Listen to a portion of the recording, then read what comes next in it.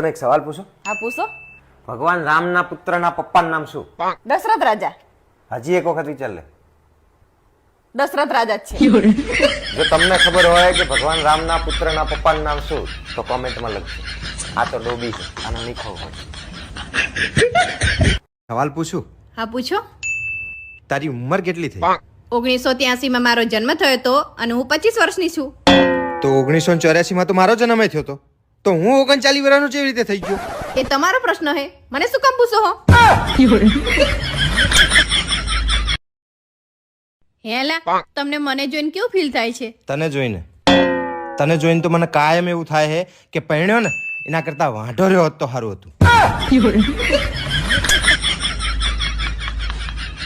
ખબર હે માર્ટિન લ્યુથરે શું કીધું છે કે જો તમે ઉડી ના એકતા હોય ને તો તમે દોડો, અને જો તમે દોડી ના એકતા હોય ને તો ચાલો, અને જો ચાલી ના એકતા હોય ને તો ઘસડાઈને જાઓ. પણ આપણે જવાનું હે ક્યાં? ઈ તો કો.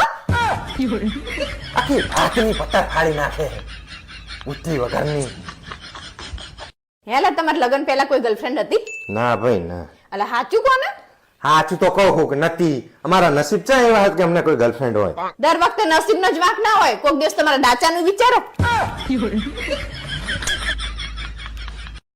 હેલા, હા બોલ. સ્ત્રીઓ આટલી બધી સુખી કેમ હોય છે? કારણ કે એમને પત્ની નથી હોતી.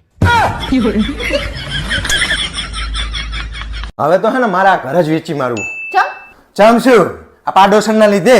એને શું કર્યું? ઈને શું કરી એટલે રોજ સવારથી સાંજ સુધી બજારમાં ફરફર કરે, નવી નવી વસ્તુ લાવીને તને બતાવે, એટલે તું મને કે પાછી કે નહીં મને આ લઈ આપ્યું ને, એટલે મારે તો ખર્ચા કર કરવાના ને. આતંકવાદી એ ભૂંડી છે આ ભાઈ.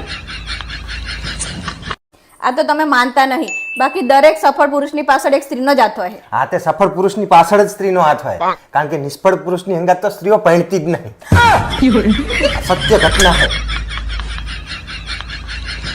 હા બોલો. જો હું મહિને 5 લાખ કમાતો થઈ જઉં તો? હાય હાય, તો ગાડી થઈ જાવ. બસ એટલે જ હું નહીં કમાતો. ગાડી થઈ જાય તો મારે એકલાને શું કરવાનું હોય? હા બોલ. હું કોણ હું તમારી? તું તો હે ને બકા મારો ખજાનો હે, ખજાનો. હે હા, મને તો એવું થાય ને હું કહું ટાઈમ કે ચેક જમીનમાં ખાડો ખોદીને તને ધરમી દઉં.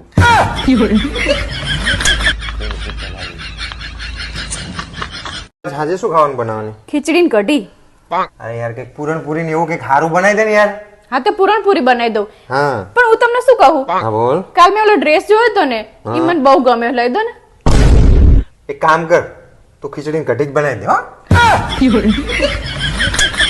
એક પૂરણપૂરીમાં ડ્રેસ લઈ દેવો પડે મને તને.